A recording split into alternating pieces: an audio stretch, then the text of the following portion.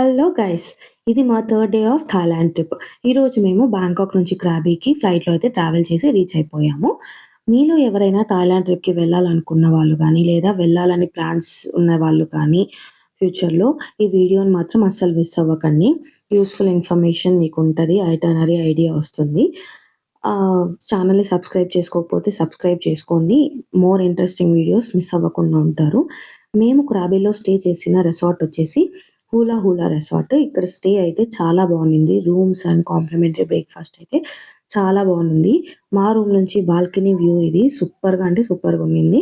కొద్దిసేపు రిలాక్స్ అయిపోయి, ఆ తర్వాత మా ఐటినరీలో ఉన్న క్రాబీ నైట్ మార్కెట్‌కయితే మేము రీచ్ అయిపోయాము. హౌనాంగ్ నైట్ మార్కెట్ ఇది. ఇక్కడ అసలు అసలైన ఐటెమ్ చూడండి. నేనైతే ఇది చూసి షాక్ అయిపోయాను. ఇది రియలా? కాదా? అనిపిచ్చింది. టచ్ చేసి కూడా చూసాను. అయినా షాక్‌లోనే ఉన్నాను.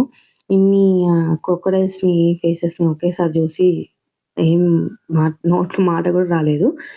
అసలు నాన్ వెజ్ లవర్స్‌కి అన్నీ ట్రై చేసే ఇంట్రెస్ట్ ఉన్న వాళ్ళకైతే పండగ చేసుకోవచ్చిక్కడ.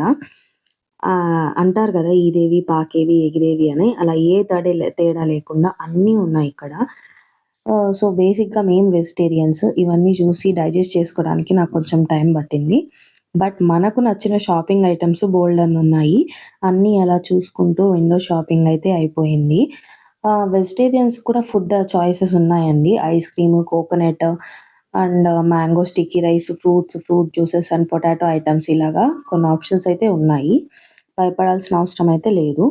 తర్వాత చిన్న కాన్సర్ట్ లాగా ఉన్నింది. ఇక్కడ కూర్చొని టైమ్ స్పెండ్ చేస్తూ అలా కొద్దిసేపు ఎంజాయ్ చేశాము.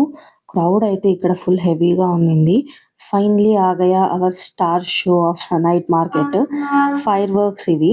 వీళ్ళిద్దరూ పర్సన్స్ కలిసి చేశారు ఈ ఫైర్ వర్క్స్. ఐ ఫీస్ట్ లాగా ఉన్నింది. ఇలా మా థర్డ్ డే అయితే సూపర్‌గా ఎంజాయ్ చేసేసాము. Bye bye.